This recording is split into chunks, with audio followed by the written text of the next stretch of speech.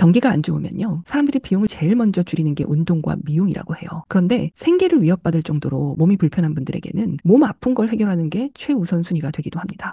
일단 몸이 너무 아파서 일을 계속하는 게 힘들면 그게 제일 최우선순위가 되겠죠. 그래서 오늘 영상은 이런 몸 상태를 가지고 있는 분들이나 이런 분들을 케어해야 하는 전문가분들에게 교정을 접근하는 시각을 좀 새롭게 열어보는 유익한 시간이 되셨으면 좋겠습니다. 팔, 어깨 문제는 어깨 운동으로 해결되지 않습니다. 뭐 팔, 어깨 문제뿐만이 아니고 날개뼈 통증, 팔꿈치, 손목, 손가락 통증, 팔과 관련되고 그 부분에 연결되어 있는 곳의 통증들, 이런 것들은 날개뼈 안정화 운동, 팔 가동 범위 운동, 뭐 근력 강화 운동으로 절대 해결되지 않아요. 그 이유는 통증이 나타나는 것은 증상이지 원인이 아니거든요. 그렇기 때문에 통증이 있는 부분 운동 접근 방식은 근본적인 교정이 어렵습니다. 어깨뿐만이 아니고요. 뭐 골반 주변의 통증들을 뭐 골반 접근 운동이라든지 아니면 골반을 다양하게 가동 범위를 넓히는 운동으로 해결하려고 한다든지 아니면 뭐 허리 디스크가 있는 사람들한테 디스크 주변의 배 허리 근육을 강화하거나 척추 기립근 강화 운동을 한다든지 이런 것도 다 같은 맥락이죠. 또 발바닥 통증 있으신 분들도 되게 많으시죠. 뭐 그런 분들한테 발바닥 마사지를 한다든지 아니면 무릎 통증 있으신 분들에게 뭐 무릎 주변에 있는 대퇴사두근 강화 운동을 한다든지 이런 접근 방식은 통증 부분 접근 방식이기 때문에 결국 어느 정도의 증상 개선에만 머무르고 근본적으로 원인을 뿌리 뽑는 교정이 되질 못해요.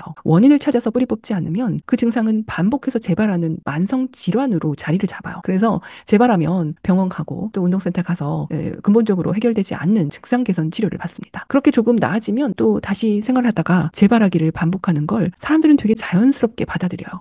왜냐하면 내 주변에 다 그러고 살고 있거든요. 그래서 당연하게 받아들이는데 원인을 찾아주고 변화시켜주면 더 나은 결과를 얻을 수 있거든요. 제가 레슨했었던 실제 사례를 예를 들어서 한번 설명을 해드려보면요. 오른쪽 팔꿈치의 통증을 가지고 계셨던 중년 여성분이셨어요. 제 눈에 제일 먼저 들어왔었던 것은 오른쪽 다리의 체중 분포도가 왼쪽 다리와 다르다라는 거였어요. 결국 오른쪽 발에 오른쪽 전체의 구조가 내려앉지 못하면 그라운딩 되지 못하면 살짝 들고 있어야 되는 거잖아요. 왼쪽 방향으로 치우치게. 근데 그걸 오른쪽 허리하고 오른쪽 어깨 옆구리에서 잡아서 들고 있었던 거예요. 내려놓으면 편한데 약간 공중부양하듯이 근육이 긴장을 해서 꽉 잡고 있었던 거죠. 그런 상태에서 오른팔을 쓰니까 오른팔이 불안정하잖아요. 그러면서 이제 회전을 하고 힘을 쓰고 이렇게 되면 이제 오른쪽 팔꿈치 쪽으로 가장 큰 통증이 왔었던 거죠. 그러면서 이제 오른쪽 어깨에도 이제 뚝뚝 소리가 나고 뭐 허리 통증도 계속 만성적으로 가지고 있고 이랬던 것을 10여 년 이상 가지고 있으셨던 거예요. 그런데 어디를 가도 오른쪽 발의 그라운딩의 이야기를 들어본 적이 없으셨다는 거예요.